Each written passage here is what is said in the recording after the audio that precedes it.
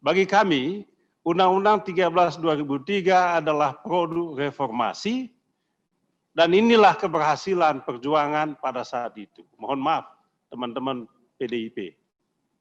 Ini undang-undang hasil perjuangan habis-habisan partai pemenang pemilu pada saat itu untuk mewakili apa yang menjadi aspirasi publik. Dan kami ikut ambil bagian dalam membangun ini dulu. Ini produk, Pak. Oleh sebab itu, kami melihat Undang-Undang 13 tahun 2003 ini sampai dengan saat ini belum ada usulan perubahan, Pak. Karena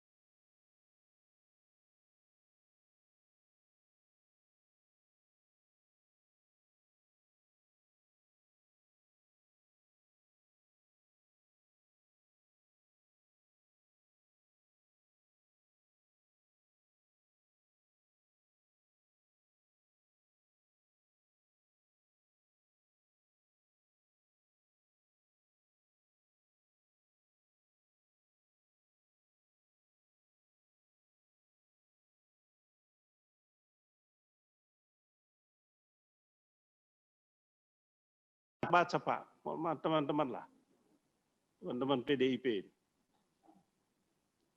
Ya. Sehingga bagi saya masuk akal kalau teman-teman sangat kritis soal ini, dan kami dukung. Tapi kalau teman-teman nanti mengubah sikap, ya kita akan lihat lagi apa kita ikut atau tidak. Kan gitu, Pak. Iya kan? Ya, kalau soal Indonesia ya Indonesia. Atau kecuali kalau pribadi tadi ya, itu lain soal. Ya, kalau pribadi ya mungkin lain. Jadi jaminan perlindungan tenaga kerja. Apakah Undang-Undang 13 menjamin itu? Menjamin 100%. Kedua, apakah Undang-Undang 13/2003 memberikan jaminan kepastian hukum untuk tenaga kerja dan investasi? Jamin 100%. Baca nanti undang-undangnya, pasal per pasal. Apakah Undang-Undang 13/2003 memberikan iklim yang kondusif baik untuk pengusaha maupun tenaga kerja? Ada itu, Pak. Dan pasal penundaan pembayaran upah minimum itu adalah kompromi dulu, Pak. Saya masih ingat. Itu pasal kompromi dulu. Karena situasi kita pasca krisis pada saat itu kita mengalami kesulitan, maka tidak bisa dong kita melaksanakan konsisten soal upah minimum ini. Maka dibolehkan ada penundaan, kan gitu, Pak. Saya tahu karena dulu kita ikut buruh berjuang ini. Kemudian yang keempat, apakah undang-undang ini menjamin kesejahteraan tenaga kerja? Menjamin. Tambah lagi BPJS kemudian, bagus sekali, Pak. Tambah dia.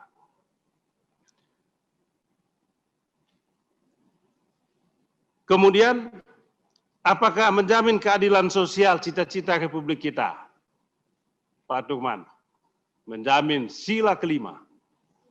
Keadilan sosial bagi seluruh rakyat Indonesia, paling tidak melalui undang-undang ini, Undang-Undang 13 tahun 2003. Nah, itu Pak ya. Maka setelah saya melihat, saya membaca, saya mendengar tadi penjelasan itu, pemerintah tadi, harapan kami adalah rancangan undang-undang ini, klaster tentang undang-undang, klaster tentang ketenaga kerjaan dalam undang-undang ini mestinya menjawab 5 paradigma yang tadi saya sampaikan. Menjawab dan memperkuat, bukan memperlemah lagi. Apakah 7 poin klaster ini memperlemah? Ada yang memperkuat, tapi ada yang memperlemah. Tapi memperkuat itu bisa kita lakukan tanpa mengubah ini. Apa yang mengubah? Apa yang apa yang mengubah? Satu, soal waktu kerja, Pak. Kan sepakat dulu kita, Pak. Apakah standar internasional kita bisa pakai? Kan gitu, itu ada ceritanya semua. Jadi tidak bisa kita laksanakan, tidak bisa kita paksakan standar internasional untuk kondisi objektif kita di Indonesia ini. 7 jam jadi 8 jam, 40 jam, dan sebagainya. Kemudian RPTKA, ini kan jadi soal juga, Pak. Ya Pak, pemerintah tahulah ini. Tenaga kerja asing kita ini kan. Tapi poin kita adalah harus ada batasan. Tidak boleh ada tenaga kerja asing masuk. Kalau dibuka seluas-luasnya, Pak, gagal tujuan pembentukan rancangan undang-undang ini. Membuka lapangan kerja tadi kan gitu, Pak. Apa ada pakai label sekarang ini, pakai label ahli. Mohon maaf aja, tenaga kerja asing kita dari negara seberang itu, Pak.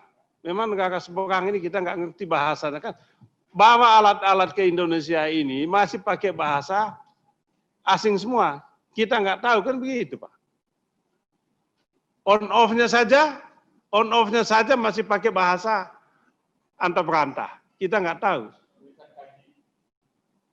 Tenaga asing itu hanya datang ke sini hanya untuk on-off-nya. Masa gitu, Pak?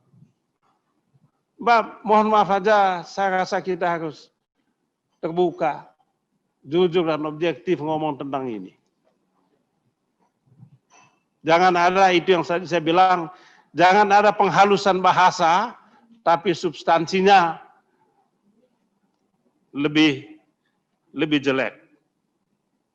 Nah, sama juga dengan kebawahnya, Pak, soal upah minimum dan lain sebagainya. Ya, tentu saya harus apresiasi juga soal butir nomor 7 itu tadi ya, sebagai itu kan tambahan, tapi saya ingin mengatakan itu bisa dilakukan tanpa mengubah ini.